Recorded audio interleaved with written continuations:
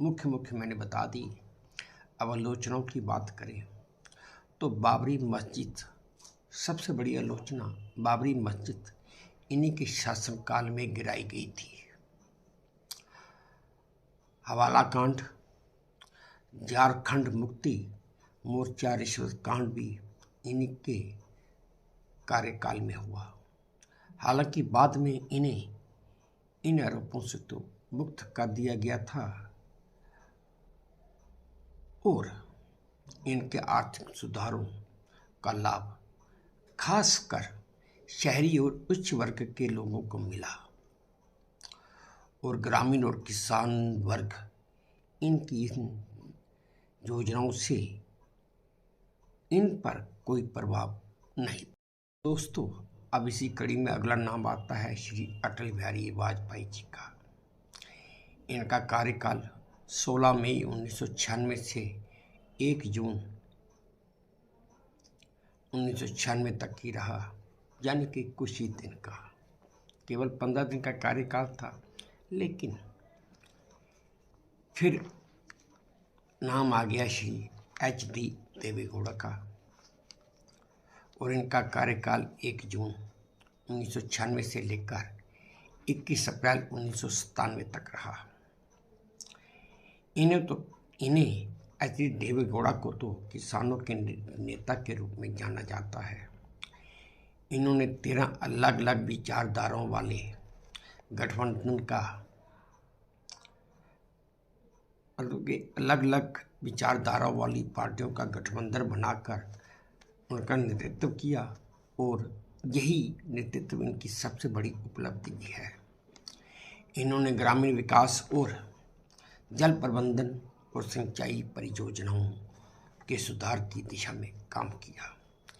10 महीने के कार्यकाल में नीतियों को लागू करने का पर्याप्त समय तो नहीं था और जब कांग्रेस ने इनसे समर्थन वापस लिया तो उस वजह से इनकी सरकार गिर गई। इनके पास विशेषकर विदेश नीतियों का कोई खास अनुभव भी नहीं था, क्योंकि HD देवेगौड़ा सेंटर की मजबूत राजनीति के खिलाड़ी नहीं थे। दोस्तों, इसी क्रम में अब बारी आती है श्री IK गुजराल जी की, यानी कि इंद्र कुमार गुजराल जी। इनका कार्यकाल 21 अप्रैल 1997 से लेकर 19 मार्च 1998 तक का था। इनके कार्यकाल में भारत को पड़ोसी देशों के साथ विदेश नीति में बड़ी कामयाबी मिली और इन्होंने नई विदेश नीति भी बनाई। गुजराल सिद्धांत के तहत इन्होंने यानी कि भारत ने अपने छोटे छोटे पड़ोसी देशों को बिना शर्त सहायता और सहयोग प्रदान किया और ये कदम भारत की कूटनीति में बहुत ही बड़ा और बहुत ही महत्वपूर्ण कदम माना जाता है। वैसे तो श्री गुजराल अपनी सौम्य और शांत छवि के लिए भी जाने जाते हैं। हालांकि उनके कार्यकाल में कश्मीर और पंजाब में आतंकवाद पर किसी भी तरह की कोई खास कठोर कार्रवाई नहीं हो पाई। ये उनकी आलोचना थी। दोस्तों, अब इस क्रम में नाम आता है श्री अटल बिहारी वाजपेयी जी का। ये दूसरी बार प्रधानमंत्री बने थे। पहली बार तो सिर्फ 15 दिन के लिए और दूसरी बार इनका ये कार्यकाल 19 मार्च 1998 से शुरू होकर 22 मई 2004 तक रहा। वाजपेयी जी के इसी कार्यकाल में परमाणु 2 का परीक्षण करके भारत आधिकारिक तौर पर परमाणु संपन्न शक्ति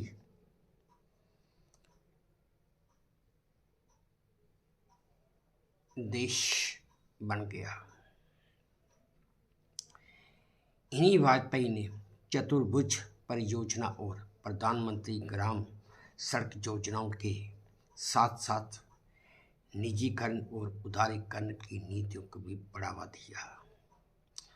भारत और पाकिस्तान के बीच अपने संबंध सुधारने के लिए वाजपेयी ने लाहौर बस यात्रा का आयोजन भी किया।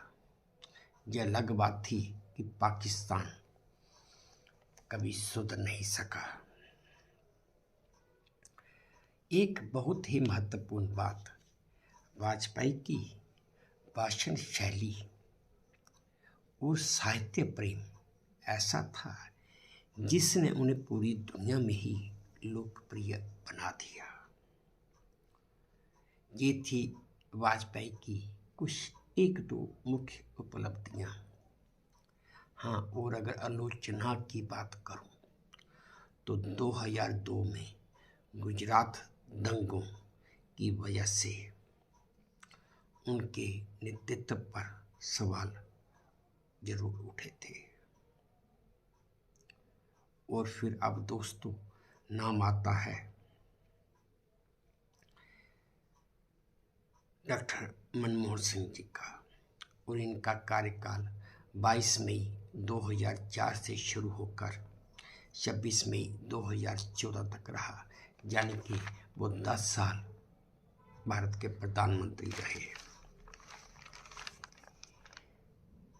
डॉक्टर मनमोहन सिंह का पहला कार्यकाल तो अच्छा था, क्योंकि 1991 में आर्थिक सुधारों के लिए प्रसिद्ध डॉक्टर सिंह ने अर्थव्यवस्था को स्थिर रखा। इन्हीं के कार्यकाल में भारत ने उच्च आर्थिक विकास दर भी देखी थी। इन्हीं डॉक्टर मनमोहन सिंह ने मनरेगा, शिक्षा का अधिकार और राष्ट्रीय खाद्य सुरक्षा पर नियम लाए। G20 में भारत की उपस्थिति को मजबूत किया और भारत ने अमेरिका के साथ परमाणु समझौता भी किया। इनका पहला कार्यकाल तो ठीक रहा, लेकिन दूसरे कार्यकाल में इनकी सिर्फ आलोचना ही हुई, जिसमें पहला निर्णय लेने की कमी कि ये कोई भी निर्णय ले नहीं पाते थे। फिर स्पेक्ट्रम घोटाला, कोयला घोटाला, जिसके वजह से इन पर सवाल उठे। दोस्तों, इन्हीं डॉक्टर मनमोहन सिंह के कार्यकाल में जब 2008 में 26/11 का मुंबई में अटैक हुआ, टेररिस्ट अटैक हुआ, तो उस समय भारत कुछ भी नहीं कर पाया था, क्योंकि केंद्र में कांग्रेस यूपीए की सरकार थी। इस अटैक में 166 लोग, जिनमें भारतीय भी थे और कुछ विदेशी नागरिक भी थे, वो भी मारे गए थे और 300 से ज़्यादा लोग घायल हुए थे। ये दुर्घटना भी डॉक्टर मनमोहन सिंह के कार्यकाल में हुई और उन्हीं के नेतृत्व का एक बहुत बड़ा सवाल खड़ा कर गई कि इन्होंने कोई कार्रवाई क्यों नहीं की। ये भी उनकी एक बहुत बड़ी आलोचना है। इन्हीं के कार्यकाल में, यानी कि 2013 में, जब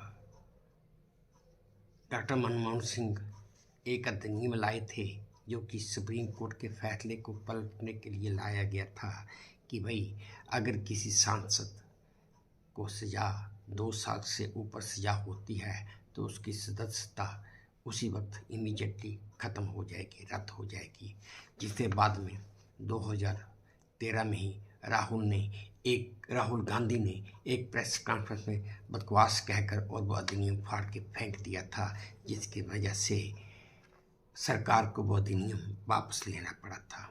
हालांकि अगर उस समय मनमोहन सिंह चाहते तो कह सकते थे कि वे एज ए प्राइम मिनिस्टर मेरा ये अधिनियम सरकार का ये अधिनियम राहुल गांधी को फाड़ने का कोई अधिकार नहीं था, ये भी उन पर एक बहुत बड़ा प्रश्न चिन्ह लगा गया। और दोस्तों, अब आखिर में इसी क्रम में बारी आती है भारत के 15वें प्रधानमंत्री श्री नरेंद्र भाई मोदी की। इनका ये कार्यकाल 26 मई 2014 से शुरू हुआ था, जो आज तक चल ही रहा है। मोदी ने वैश्विक स्तर पर भारत को एक मजबूत नेतृत्व प्रदान किया है, ये तो दुनिया भी मानती है। Digital India, make in India, smart city, Ujjwal Yojana और जनधन जैसी योजनाएं लागू की। संयुक्त राष्ट्र में अंतर्राष्ट्रीय योग दिवस की स्थापना भी की। G20 और ब्रिक्स जैसे देश में भी ब्रिक्स में भी भारत की स्थिति मजबूत की। आत्मनिर्भरता पर और रक्षा क्षेत्र में स्वदेशी उत्पादन पर जोर दिया। दोस्तों, इन्हीं नरेंद्र भाई मोदी जी के कार्यकाल में जब 26 फरवरी 2019 को बालाकोट एयर स्ट्राइक हुआ, बालाकोट जो पाकिस्तान का शहर था, उस पर जो एयर स्ट्राइक की गई थी वो सिर्फ 14 फरवरी 2019 के पुलवामा आतंकी अटैक के कारण हुई थी, उसके विरुद्ध की गई थी, जिसमें 40 भारतीय सैनिकों की जान चली गई थी। और 12 दिन बाद ही नरेंद्र मोदी ने ये पूरी दुनिया को दिखा दिया था कि भारत किसी को कुछ कहता नहीं है, लेकिन अगर कोई छेड़ेगा या कुछ करने की हिम्मत करेगा तो भारत अब वो देश है जो उसके घर में घुस के उसे सबक भी सिखाएगा और नेस्तो नबूद भी करेगा। ये भी एक नरेंद्र भाई मोदी की बहुत बड़ी उपलब्धियों में गिना जाता है, क्योंकि किसी भी दूसरे देश पर अगर किसी तरह की कोई स्ट्राइक करनी हो, उसके लिए दृढ़ फैसले, सख्त फैसले लेने के लिए दृढ़ इच्छा शक्ति की ज़रूरत होती है, जो नरेंद्र भाई मोदी ने अपने आप में दिखाई है। और इस बात का लोहा तो पूरी दुनिया भी मानती है कि अगर अब आज की तारीख में कोई भारत को छेड़ेगा तो भारत घर में घुस के मारेगा।